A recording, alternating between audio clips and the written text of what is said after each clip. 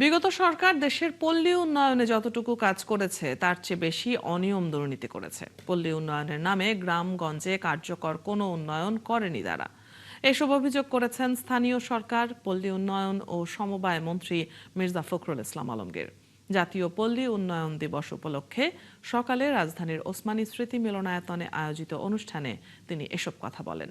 আরও জানাচ্ছেন সিফাত ফারুকী।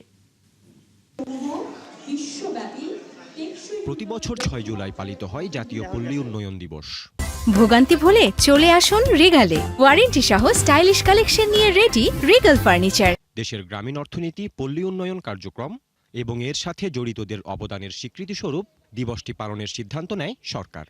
এ উপলক্ষে আয়োজিত অনুষ্ঠানে স্থানীয় সরকার, পল্লী উন্নয়ন ও সমবায় প্রতিমন্ত্রী মীর শাহে আলম বলেন, গ্রামীণ অর্থনীতির টেকসই রূপান্তর এবং প্রান্তিক মানুষের নাগরিক সুবিধা নিশ্চিতে এ সংক্রান্ত সকল খাত সঠিক ও কার্যকরী পরিকল্পনা অনুযায়ী সাজাতে হবে।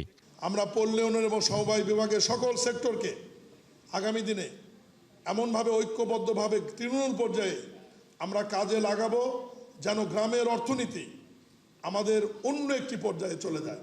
প্রধান অতিথির বক্তব্যে স্থানীয় সরকার মন্ত্রী মির্জা ফখরুল ইসলাম আলমগীর বলেন, গ্রামের উন্নয়ন না হলে দেশের উন্নয়ন সম্ভব নয়। সাবেক রাষ্ট্রপতি জিয়াউর রহমান বাংলাদেশকে দারিদ্র্য থেকে উত্তরণে অল্প সময়ে যুগোপযোগী পদক্ষেপ নেন। আর খালেদা জিয়া রাজপথে থেকে দেশ পরিচালনা সহ নারী শিক্ষায় বিশেষ নজর দেন।